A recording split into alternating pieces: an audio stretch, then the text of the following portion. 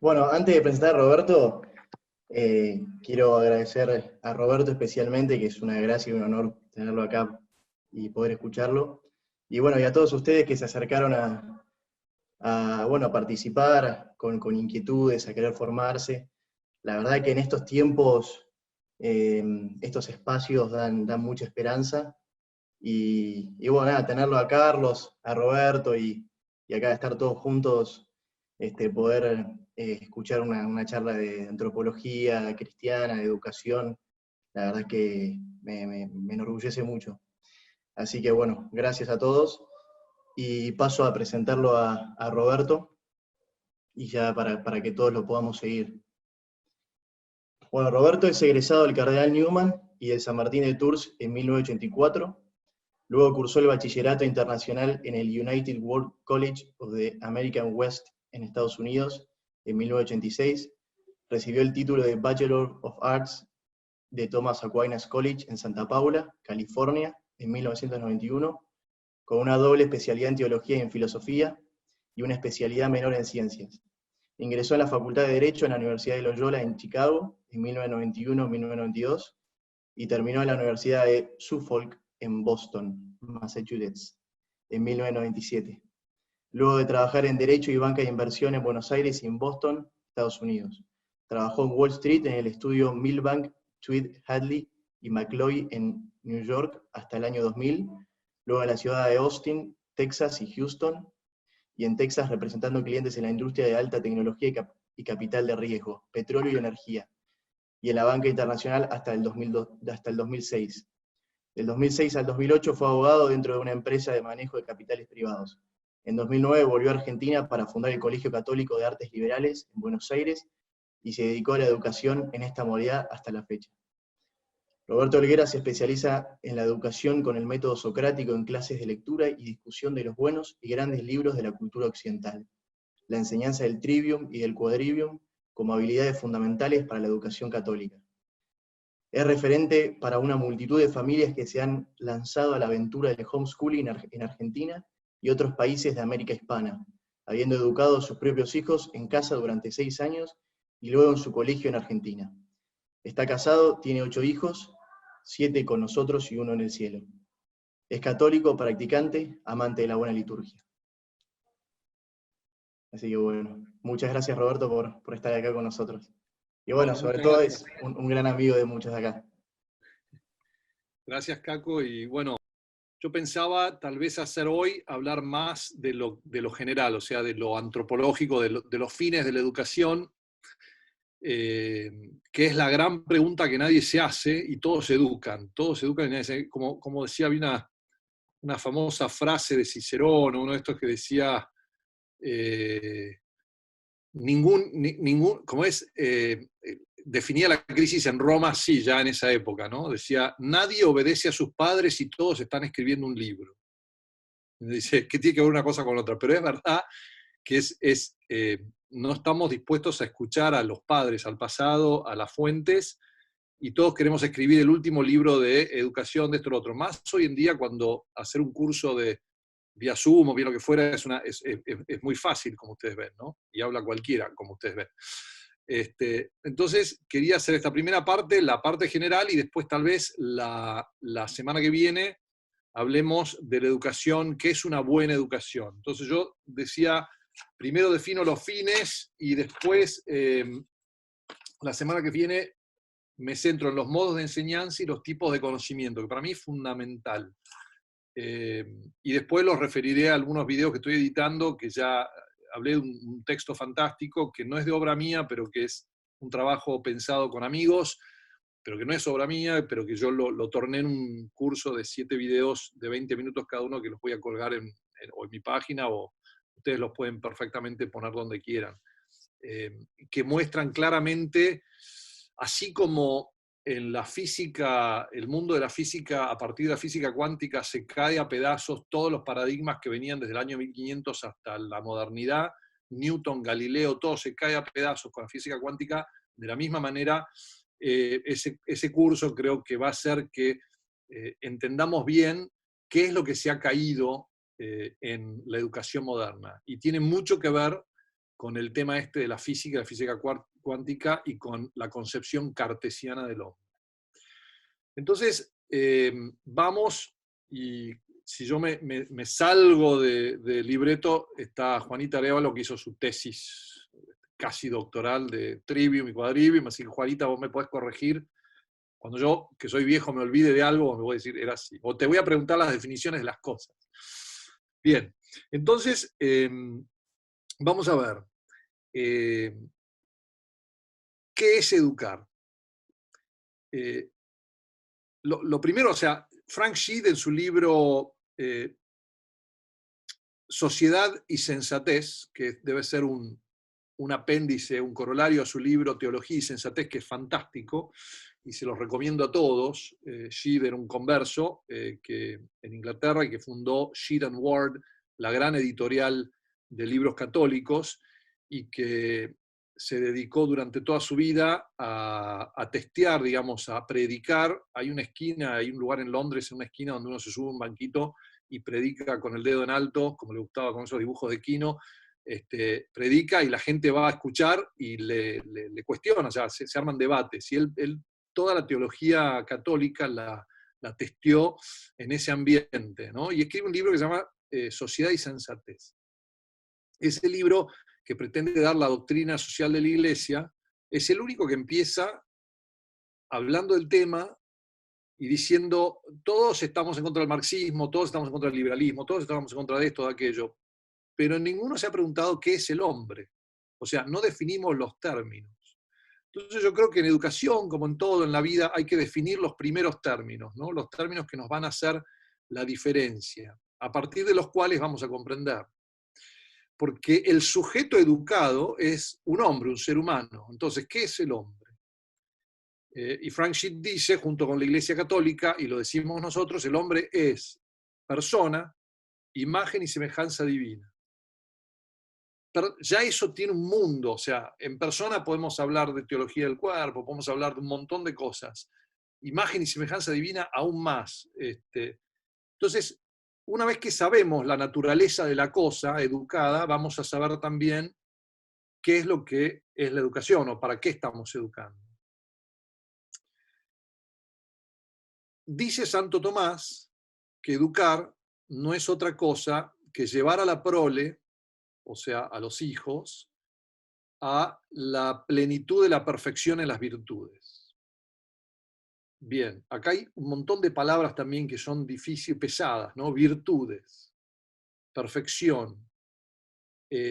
La prole son seres humanos, o sea que tenemos, evidentemente, son hombres y mujeres que son también personas, imagen y semejanza de Dios. ¿Qué es una persona? Boecio lo llamaba un individuo, si quieren, de naturaleza racional, o una sustancia individual de naturaleza racional. Eso no me aclara mucho la cosa. Lo que sí me dice que es naturaleza racional, quiere decir que tiene intelecto y voluntad. Una vez más, ¿para qué está el intelecto? ¿Para qué está la voluntad? El intelecto tiene como fin y objeto la verdad, el descubrimiento de la cosa como es, o sea, la realidad. No podemos escapar de eso. Entonces, yo estoy educando intelecto y voluntad. Personas que tienen intelecto y voluntad. Ese intelecto busca la verdad y busca, la voluntad está para amar aquello que se comprende, la verdad. ¿Y qué es la verdad? Lo que es, lo que tiene existencia, lo que es, lo que existe, pero no me aclara demasiado decir lo que existe, porque lo que existe también está en relación con otras cosas, o sea, es un todo, es parte de un todo orgánico, digamos. ¿Por qué? Porque está creado por un Dios, que también es tres personas, un Dios, y que de alguna manera todo lo que hizo lo hizo con un fin. Todo tiende hacia él como fin. Entonces, todo lo que está hecho orgánicamente, o sea, tiene órganos, tiene un orden interno que tiende a un mismo fin, que ese es Dios. Ese fin es lo que llamamos el bien común. Esta somerísima reducción de toda la parte de la física, metafísica, de la política y demás, nos sirve porque es una introducción a ¿qué es lo que estamos haciendo? Cuando nosotros hablamos de educar, normalmente la discusión inmediatamente en los diarios se va a la tecnología. ¿Más tecnología o menos tecnología? ¿Las materias no sirven o sí sirven? ¿Qué hay que hacer para la empresa o para otra cosa? Y en realidad todos esos son cuestionamientos ni siquiera secundarios, son terciarios, y están tan errados en que no van a la esencia misma del hombre. ¿Qué es lo que permanece en el hombre durante toda la historia del hombre? Entonces, lo que tenemos que ir mirando entonces es, estamos educando personas. Educar también, ducere, de ex, sacar en latín, ducere es liderar hacia o sacar. Entonces, es sacar de la ignorancia y llevar al conocimiento. Sacar de la nada y llevar al algo, ¿no? Sacar de la ignorancia, llevar al conocimiento de algo. ¿De qué es ese algo? Lo que tiene esencia, lo que es. O sea, lo que es verdad.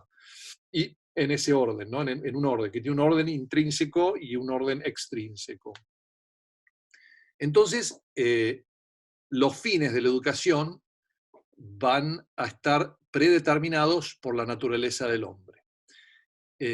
La persona, además de tener intelecto y voluntad, que son las potencialidades o las potencias de la persona que hay que perfeccionar en la educación, o sea, a través de esas se perfecciona el hombre en la vida de las virtudes, porque la vida de virtud es una vida moral, o sea, es una vida que está relacionada con el compromiso con la verdad, si quieren, está relacionada con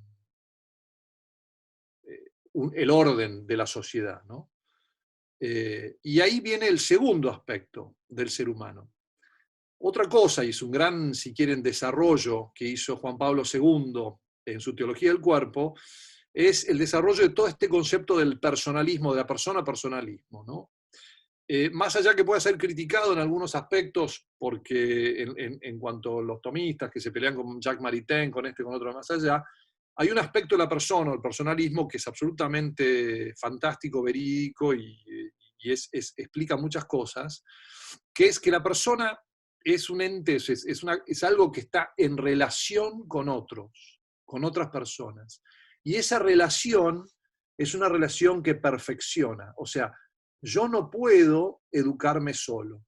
Yo no puedo perfeccionar. Si educar es perfeccionar las potencialidades del hombre y si es llevar a la prole a la perfección de la vida de la virtud, no puedo vivir la vida de la virtud solo.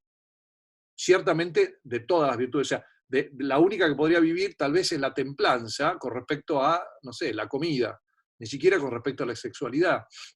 Necesito al otro para vivir la vida de la virtud. Sobre todo la vida de la justicia, que es la que nos permea en el ambiente social. Entonces, ya Aristóteles tenía una concepción del hombre que es tomada por Santo Tomás y perfeccionada, y es tomada por la Iglesia Católica, que es que el hombre por naturaleza es un ser social. O sea, el hombre por naturaleza es un ser social. Si no partimos de una antropología adecuada, nos va quedando claro que no vamos a educar adecuadamente. ¿Qué significa que el hombre por naturaleza sea un ser social? Significa que el hombre no solo nace, o sea, Aristóteles dice, mira, es fácil. La primera atracción natural que nosotros, Aristóteles, como saben ustedes, basaba su filosofía diferente a Sócrates, que infería muchas cosas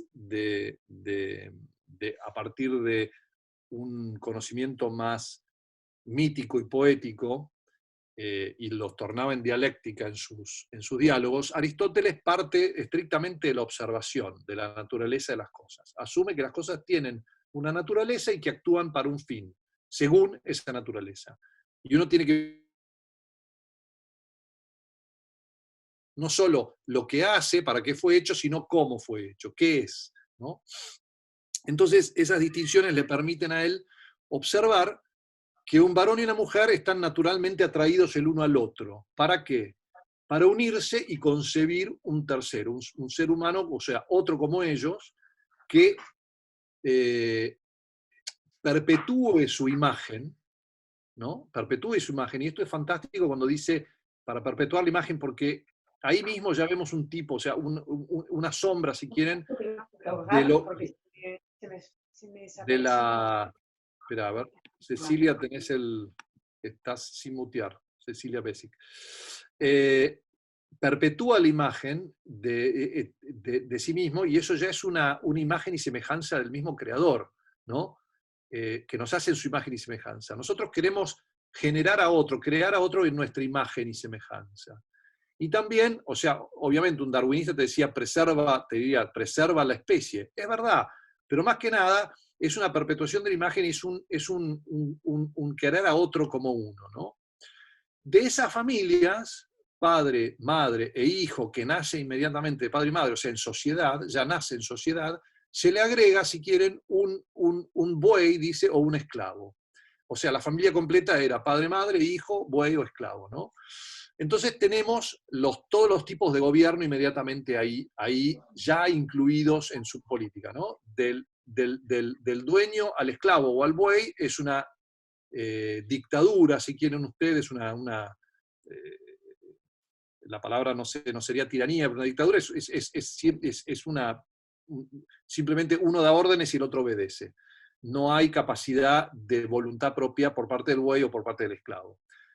Hacia su hijo es una monarquía, es un rey que educa a su hijo para ser a su vez algún día rey, ¿no?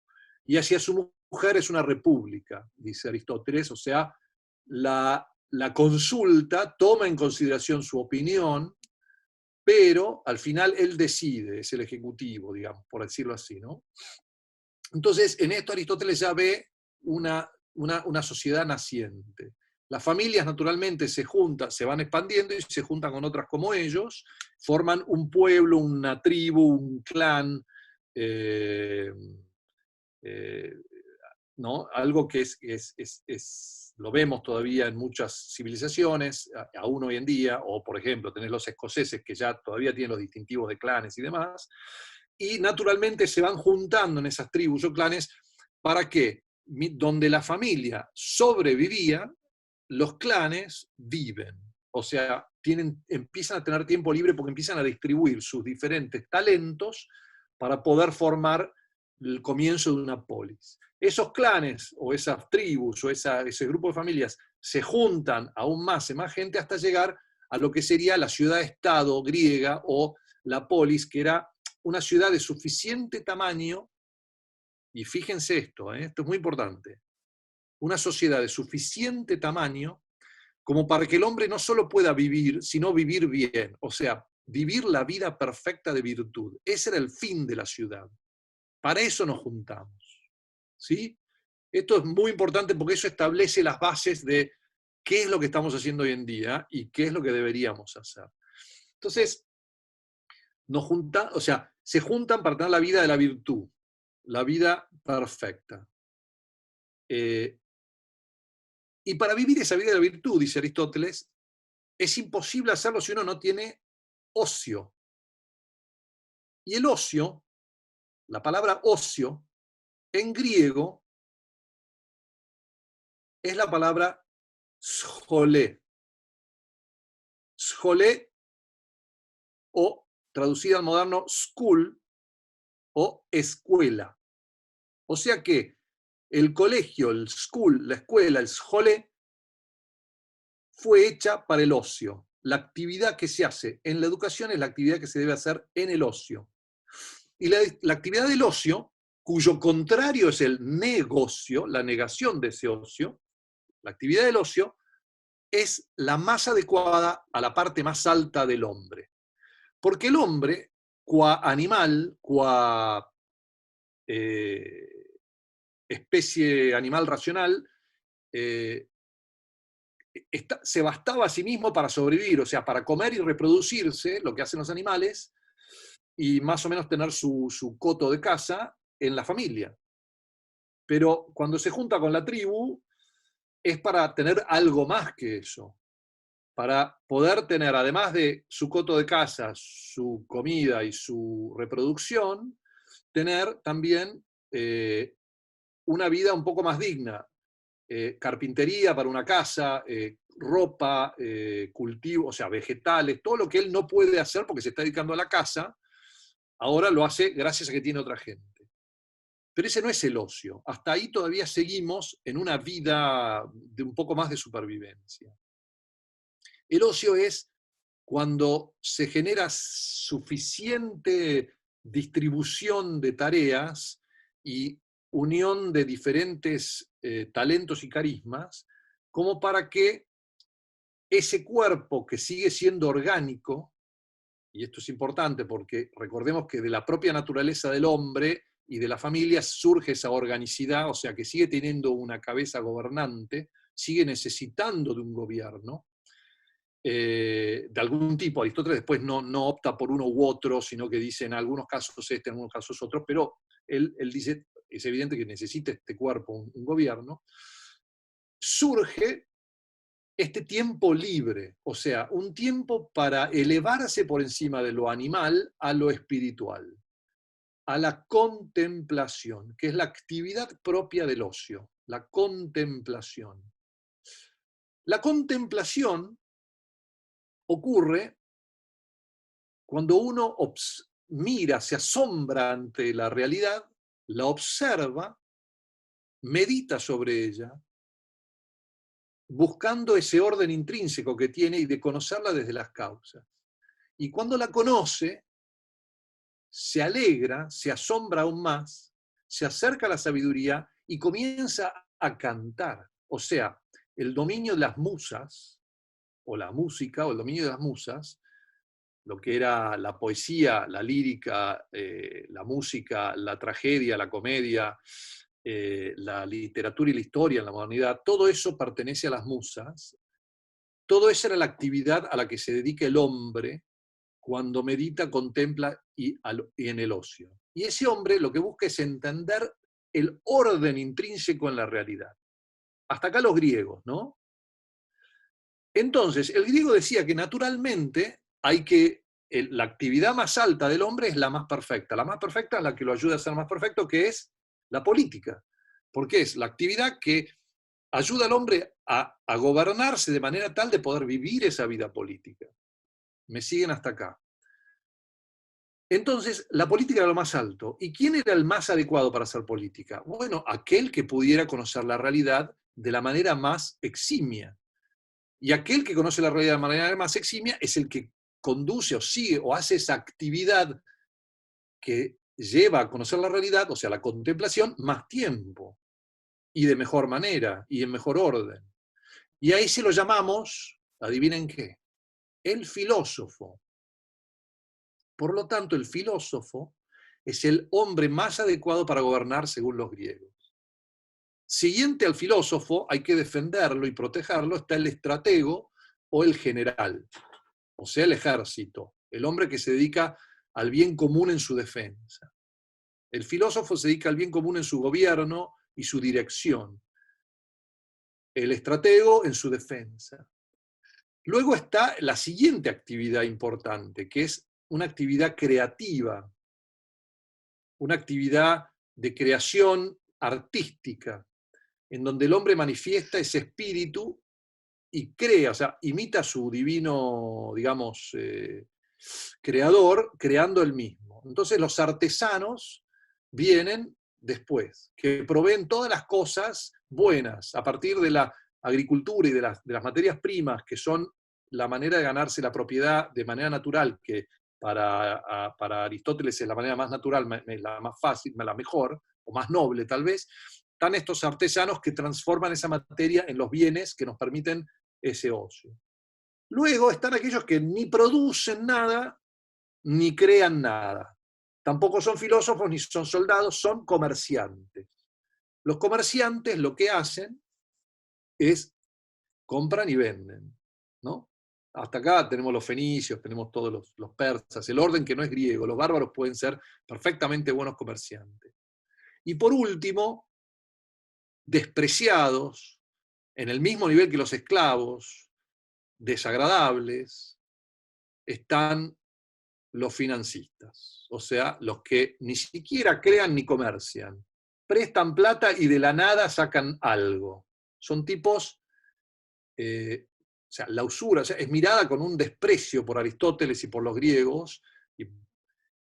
Y bueno, entonces el griego educaba para la gente que era libre en este intercambio eran los filósofos, los militares y tal vez los artesanos. Y todos esos tenían una educación en las artes que los hacían libres, o las artes liberales.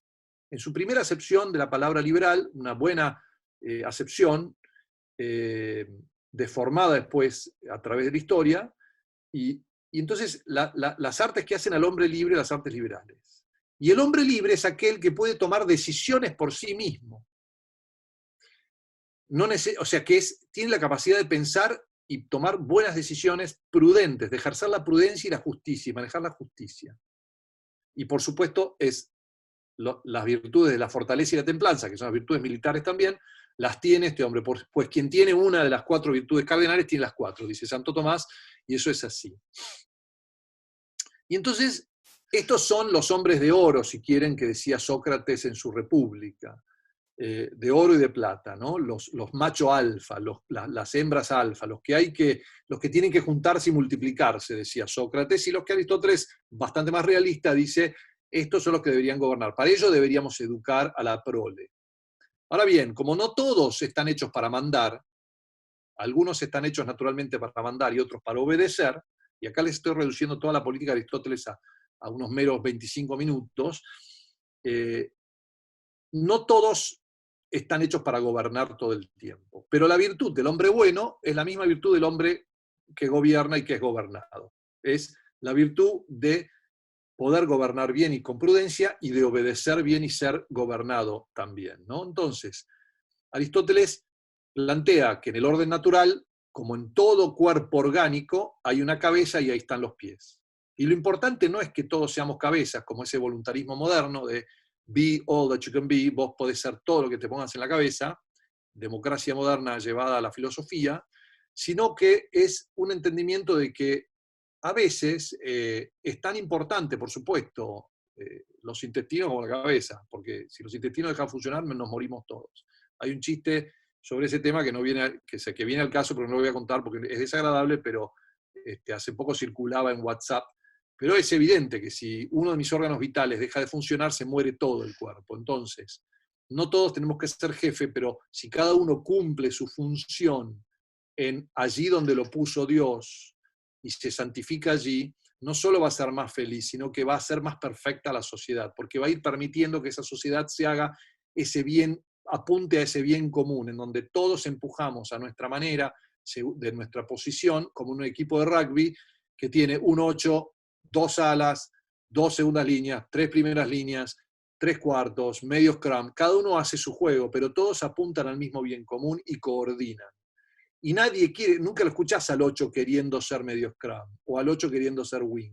Algunos fueron dotados de velocidad y otros fueron dotados de fortaleza. Entonces, es como querer ponerlo a Caco de wing cuando Caco... No sé.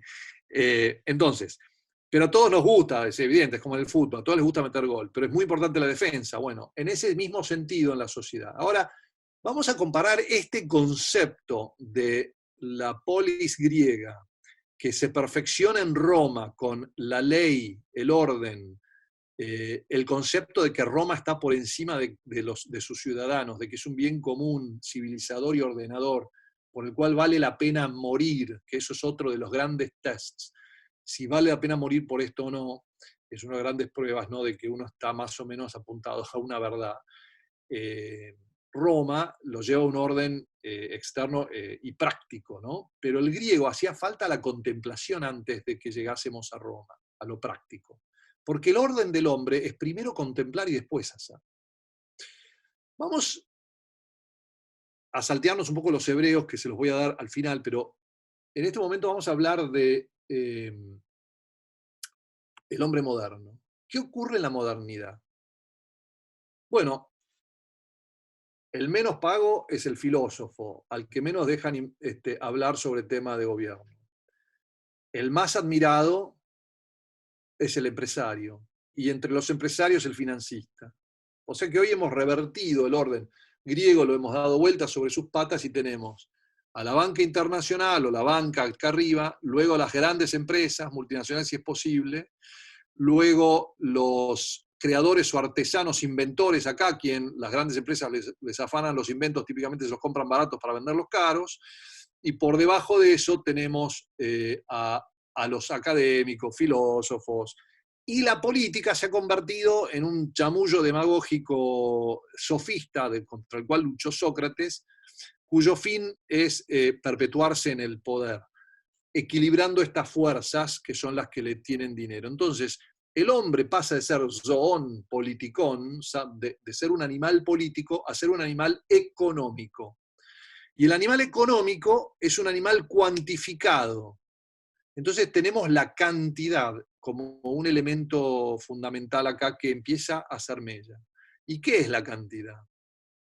Bueno, la cantidad, a partir de Descartes, o de Bacon si quieren, en el año 1500 y monedas, aparece una escuela de filosofía, si quieren, de pensadores que empiezan a decir, lo único, yo no puedo saber nada de la realidad, nada lo puedo saber con certidumbre. No puedo descubrir nada, lo único que tengo son mis sentidos, entonces yo lo que descubro es aquello que está sujeto a un experimento, o yo puedo experimentar, y eso es el empirismo, nace ahí de solamente es conocible aquello que puede ser sujeto a experimentos, o a un laboratorio, a ser contado. Entonces, todo lo que tiene que ver con la cantidad y con la mensura, con el medir, empieza a reemplazar todo lo que tiene que ver con la cualidad, si quieren. Entonces, en el ámbito, en la ambición de cientificizar todo, del empirismo, luego tenemos a Descartes, que termina de decir, lo que está ahí afuera es cuantificable, lo único que tengo certeza es lo que es cantidad, pero lo tengo certeza porque el primer objeto es el pensante, yo es mi pensamiento. Todo lo que es cualidad y las otras accidentes o los otros, no, ni siquiera la sustancia también, los otros, como se llaman categorías aristotélicas, las reduzco todas, las termino reduciendo todas a mi cabeza. Entonces, es como si toda la realidad solamente existe lo cuantificable, el resto lo agrega a mi cabeza. De ahí a Kant y el idealismo, en donde solo puedo conocer mi experiencia personal de las cosas, y ahí viene la corrupción hacia un personalismo en ese sentido, mi experiencia inmanente, ¿no? La inmanencia de Kant es, yo solo puedo conocer mi presente, mis cosas, mi experiencia, pero no sé si es la misma que de Caco, que de Segundo, que de Juan Cruz, que de Clara, que de José, que de Luli, no sé. Sí admito que todos vemos verde donde todos, pero es una convención mental, digamos, dicen ellos. Entonces, esta gente elimina los universales y elimina la sustancia, la esencia de las cosas. Y quedamos solamente con los nombres que le ponemos a las cosas en el nominalismo y quedamos con, si quieren, las ideas de las cosas, un idealismo, pero no hay universales. Por lo tanto, si no hay universales, yo no puedo hacer ciencia, porque no puedo conocer cosas, no puedo predecir cosas. Entonces, terminamos en ese escepticismo moderno, ya relativista absoluto y total. Para vos el sol sale, para mí no, porque es gracioso que no lo aplicamos en las ciencias físicas, ¿no? Todo escéptico ante un precipicio sin paracaídas eso lo sabemos. La mejor manera de convertir un escéptico para mí es, o como decía MacArthur, es agarrar la cabeza, estampársela contra y frotar el piso con su nariz y decir, ¿ves ese dolor que vos sentís? Ese dolor es verdadero. O sea, es un favor que le puedes hacer, porque empujarlo por un precipicio que te quedarías sin estudiante ahí, ¿no? Pero bueno, es típico de la modernidad negar lo evidente, lo que me dicen los sentidos. Entonces, ahí empezamos a ver en esta descripción de que el resultado de todo esto es la educación moderna, en donde me quedan 19 materias, o sea, yo miro una sola realidad que no la llamo realidad, es biología, antropología, o ni siquiera se llama antropología, biología, anatomía, física, química, esto, lo otro, más allá, ¿verdad? Y entonces resulta que vos llegás al colegio, y yo pongo este ejemplo porque lo ponen los fundadores de Thomas Aquinas College, es típico en las universidades o en los colegios, donde vos llegás al colegio y como es un colegio católico, de los más conservadorcitos, la primera materia de la mañana es religión y ahí aprendemos el Génesis y cómo Dios creó todas las cosas y lo creó en 6 días y las cosas son buenas y demás. Y la maestra se va habiendo cumplido con su catecismo y el chico responde de memoria: ¿quién creó todo? Dios creó todo. ¿Cómo fueron hechas las cosas? Dios las hizo. De la nada las hizo. Muy bien, Juancito. 2 horas más tarde llega la profesora o profesor de biología. Bueno, chicos, ustedes saben que nosotros todos descendemos del mono, que rara, y partimos de un materialismo que no es creacionista, es caótico y que es absolutamente antitético, sea completamente opuesto a la religión que recibimos hace 2 horas. Y lo más trágico es que nadie se da cuenta. Ni los que tomaron a este profesor para que enseñe, ni los chicos que reciben esto y toman nota ellos en su carpeta muy prolijamente y hacen los dibujos del mono y la flechita que termina en el hombro y todas esas cosas, y no se dan cuenta que 5 páginas más atrás en la carpeta tienen la versión de la historia, la versión de la creación, y que las dos cosas no pueden coexistir en la misma cabeza. El principio de no contradicción, o sea, entonces, este es el problema. Esto es lo que estamos tratando de arreglar, esto es lo que ustedes me llamaron a mí para decir: che, hablamos de educación porque sentimos que no estamos agarrando la cuestión. Bueno, acá empieza una buena antropología. Definamos qué es el hombre para entonces saber cómo educar al hombre. Lo que es interesante de esta versión que empieza ya por Bacon, Hume, Berkeley, Descartes y demás, es que en el fondo se termina traduciendo en la segunda tesis política, que es la tesis moderna, donde se presume, no sabemos por qué, lo dice Hobbes en su Leviatán, se presume que el hombre tiene un estado natural, no una naturaleza, un estado natural. Y el estado natural es el estado de individuo. Yo siempre le digo a los chicos, se ríen, ¿no? Me lo imagino, un individuo que corre en un taparrabos por el bosque, feliz de la vida, haciendo lo que quiere, como vieron esos movimientos en California de los hombres que dicen, se van a despegar de la civilización y se van a aullar como lobos en el, ¿viste? Hacerse, como Tarzán y los lobos en el bosque. Bueno, una especie de individuo así ridículo, que es completa y totalmente libre. ¿Por qué es libre? Porque nadie le dice qué hacer. Entonces él puede hacer lo que se le cante, puede masticar la corteza del árbol, puede hacer lo que quiere y demás. Y de repente viene otro individuo igual a él, con un mazo un poquito más musculoso, más grandote, y le pega por la cabeza. Entonces el tipo aprende una lección y dice: para que no me vuelva a pasar y no me vuelvan a afanar la casa que yo casé, me voy a juntar con mi vecino que está acá, que es de mi misma persuasión, y entre 2 le vamos a poder ganar este fuerte. Y así los hombres se unen en sociedad, según esta tesis nueva de Hobbes del siglo XVI, se une con otros hombres por seguridad, y al unirse por seguridad, obviamente al juntarse todos en una cueva, por seguridad, para protegerse de los otros, de la otra tribu, o de los otros hombres individuos que andan ahí dando vueltas con grandes mazos sobre el hombro, termina cayendo en el error de que el hombre entra en sociedad por un contrato, o sea, un acuerdo con los demás. Eso es lo que se llama el contrato social. Ese acuerdo con los demás tiene unas implicancias gravísimas que también afectan a la educación. Primero, partamos de vuelta a la diferencia. Yo paso de ser un ser social, o sea, que mi naturaleza nace en sociedad y se perfecciona con la sociedad, o sea, el Estado y el individuo aparecen al mismo exacto tiempo, porque nacido el individuo nace de alguien, y ya hay sociedad, y en esa sociedad hay un gobernado y un gobernante, o sea, nace al mismo tiempo, paso a un estado de individuo que por su motu propio y voluntad libre entra en un contrato libremente con otros que son tan libres como él, y entran en este contrato social. Y en ese contrato social, esta gente, cuando lo firma, dicen: yo entrego parte de mi libertad para poder tener seguridad.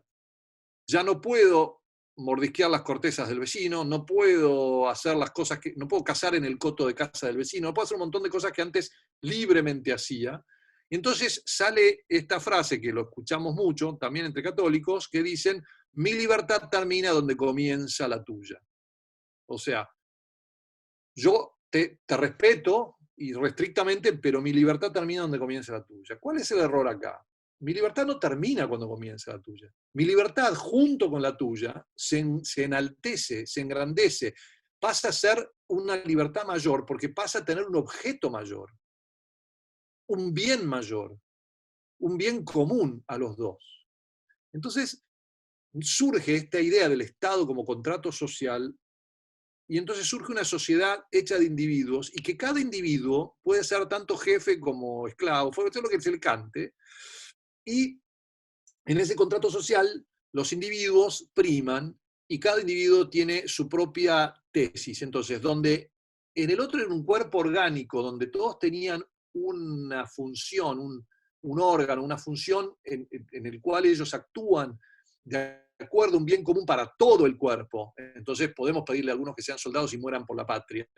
En el otro es un conjunto de células individuales que, o casualidad, mecanicísticamente, como la mecánica de Newton y de Galileo, se juntan en un caos, hacen una sociedad.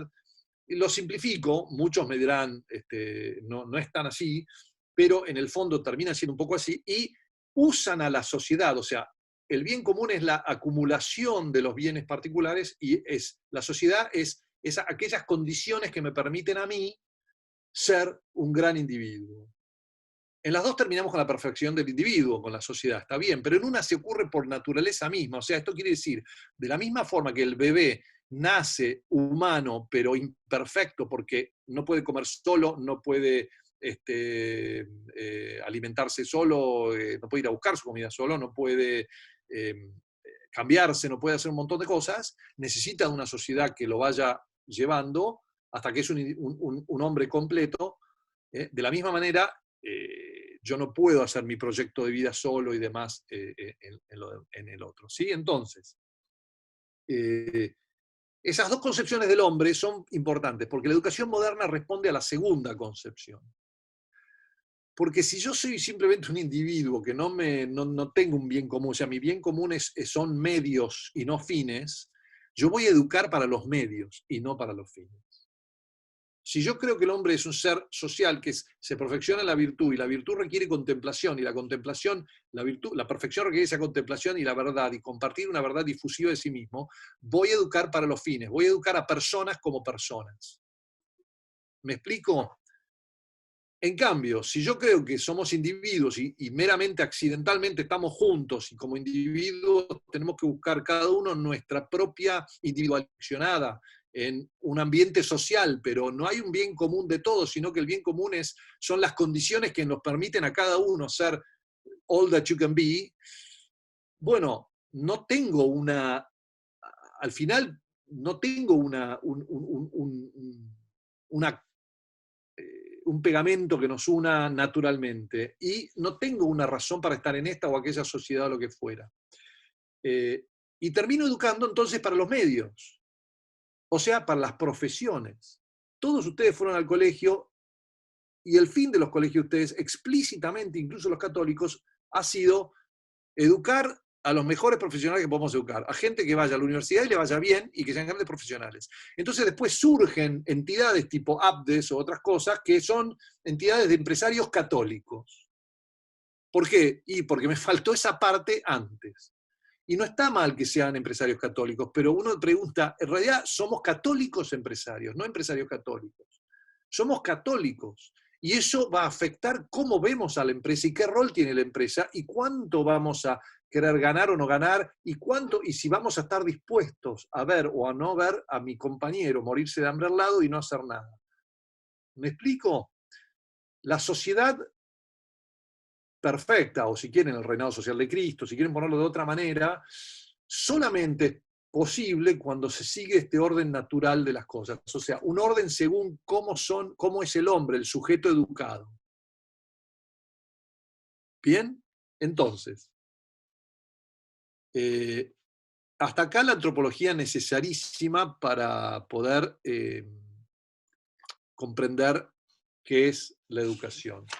Entonces, a partir de acá, y ya estamos cerca de las 8, con lo cual les anticipo lo que vamos a hablar la semana que viene también.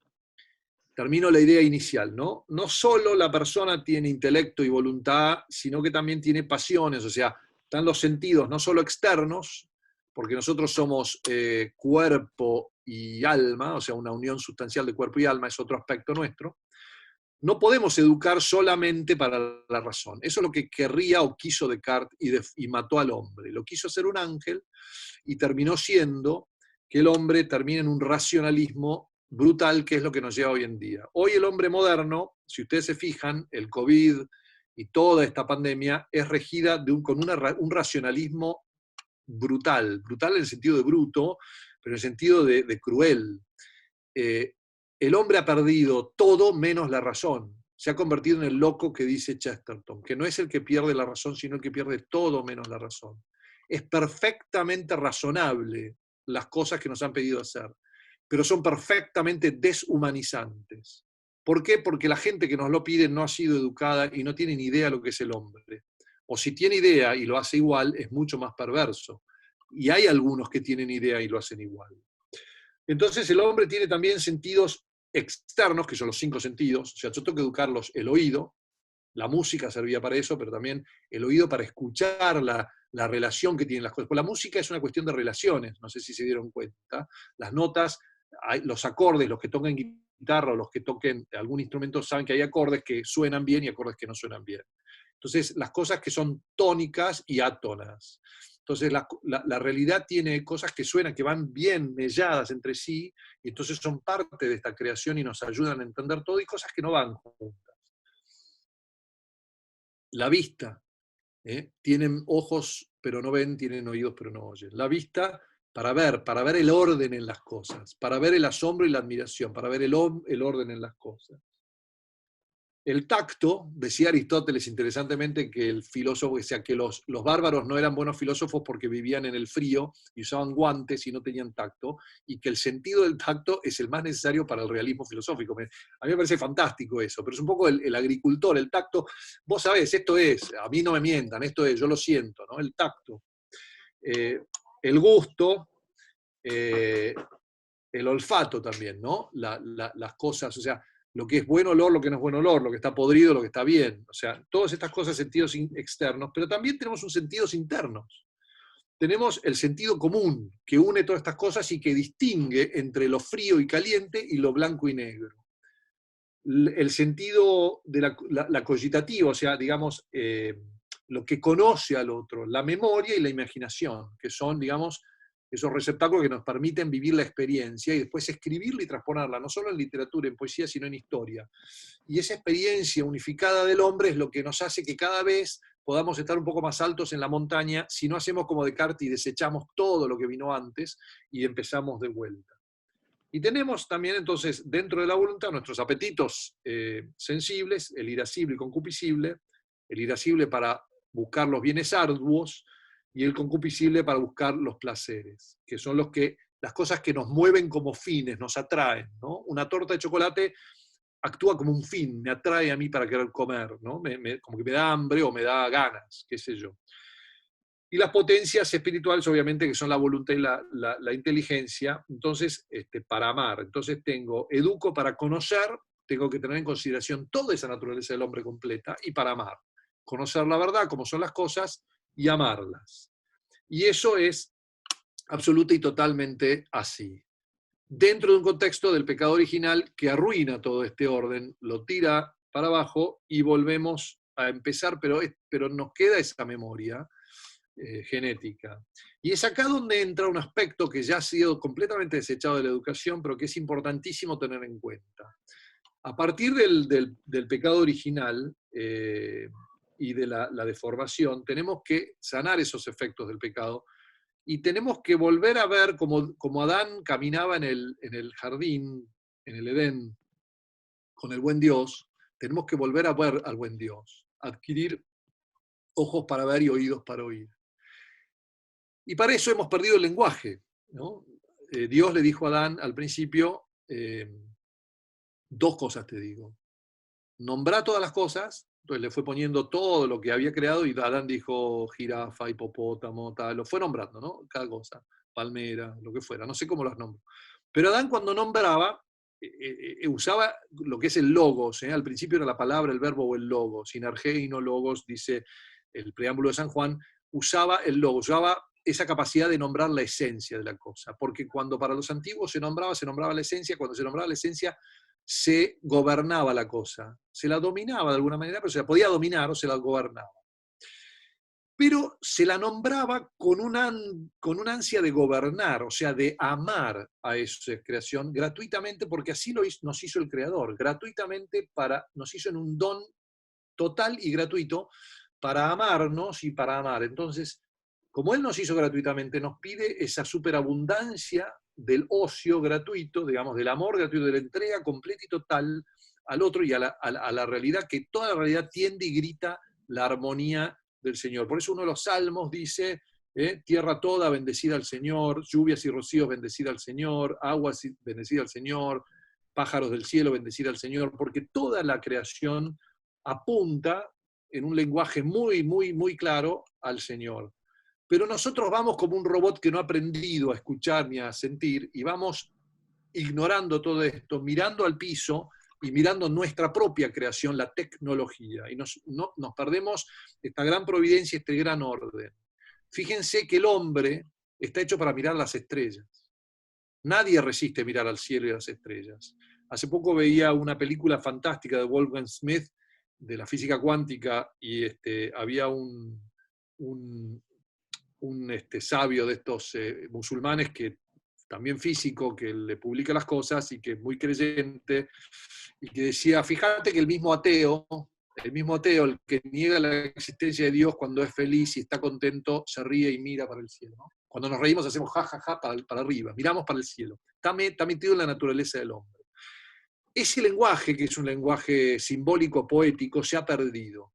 Se ha perdido esa capacidad de nombrar las cosas por su relación con las demás cosas. El poeta, los poetas, tienen esas inspiraciones, epifanías divinas, entonces te dicen el amor es como una rosa, entonces uno dice, sí, es exactamente así. Bueno, ese es un tipo de conocimiento en el cual hay que volver a educar y que no se educa hoy en día. Hoy es racionalismo tecnocrático puro.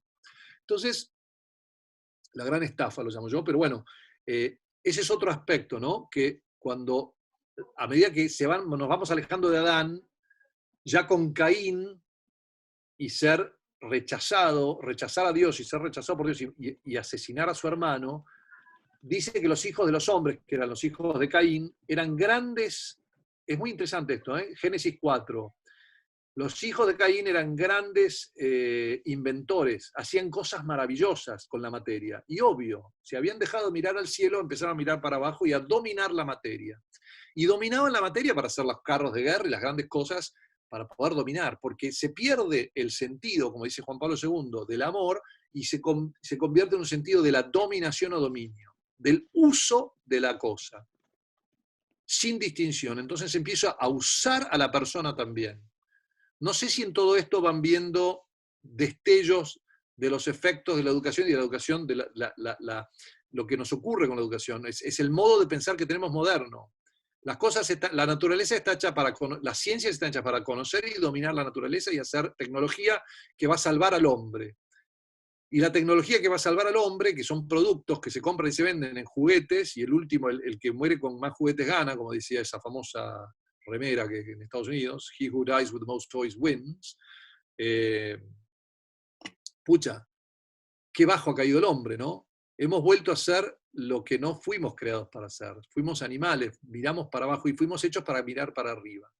Cuando Dios nos creó en esta película interesante, hay toda una tesis astrofísica nueva que prueba matemáticamente que la creación comienza en la Tierra. O sea, que la materia formada, o sea, que el Big Bang no ocurre, sino que ocurre, acá empieza la energía, y de acá se convierte en Tierra, y de la Tierra al sistema solar, y el sistema solar para afuera. Y eso conjuga con lo que dice en el libro de Sabiduría, que el hombre, Dios se jactaba de jugar en el jardín con sus hijos, y construyó la casa sobre los 7 pilares, 7, trivium, quadrivium, después vamos a hablar de esto, y les puso las estrellas. Como buen Dios puso las lamparitas en el cielo, que son las lámparas, decoró el techo, hizo el jardín, ordenó todo, y creó al hombre y lo puso ahí adentro para jugar con él, y fue el hombre y hizo lo mismo que los ángeles, lo negó. Entonces, en ese desorden hemos perdido la capacidad y la tenemos que reganar arduamente. Y esa es la tarea de los educadores. Por eso todos ustedes que son educadores, sepan, como me dijo el gran Ronald MacArthur, fundador de Thomas Aquinas, que cuando se embarcan en la vocación de educar, es una vocación que está muy unida a la divina sangre de Cristo. Muy unida. Yo tardé 12 años en comprender lo que me dijo MacArthur, pero ahora estoy seguro. Y ahora en este mundo del Zoom, están más seguro aún, ¿no? Que ustedes están dejando la sangre en sacrificio, o sea, la sangre es signo de vida, le están dando vida a otros, oxigenando esa sangre como el dióxido de cloro, vida a otros, y al mismo tiempo están dejando su vida por otros. Están identificados con la sangre de Cristo. Es una lindísima vocación y los incito a seguir en esa vocación. Entonces, hasta acá el día de hoy, ¿te parece, Caco? Hasta acá el día de hoy, retomo la semana que viene, el miércoles. Les he dado la visión, las dos visiones, la ciudad de Dios primero y la ciudad del hombre después, manifestada perfectamente en esa visión del contrato social, que hoy lo llamamos liberalismo histórico, un montón de otras cosas. Pero no importan los nombres, porque es más importante el concepto en sí. Y que si yo concibo al hombre como un individuo, lo voy a educar como individuo y como parte de una maquinaria, y lo voy a educar como un medio hacia un fin que puede ser un Estado en el comunismo, o hacia un fin absolutamente individualista. Entonces siempre va a ser un medio, un profesional, pero no una persona. Si yo lo creo persona, ser social por naturaleza, político, o sea, como es por naturaleza, se perfecciona con eso, lo voy a educar como persona, se va a perfeccionar, y la educación es el camino de perfección de esa persona o personalidad que está en relación con otros y que se va a un cielo en relación con otros, y que en el cielo va a ser feliz porque va a estar en el banquete celestial en relación con otros. ¿Sí? Entonces, con esto siento la base. La semana que viene hablaremos de cómo se educa al hombre como persona, y no como profesional, ya lo sabemos, pero cómo se educa como persona. ¿Qué quieren decir las artes liberales y las artes serviles? Y cómo se pueden usar incluso las artes liberales como artes serviles. Así como uno puede usar la geometría para construir un edificio servilmente, también hay una manera de observar la geometría filosóficamente. Y yo voy a argumentar que lo más perfecto es el arte liberal, no el arte servil. Y que ese arte debemos desarrollar toda la vida, aunque obviamente necesitemos una profesión, porque tenemos que trabajar y ganarnos la vida con el sudor de nuestra frente desde que nos fuimos del paraíso.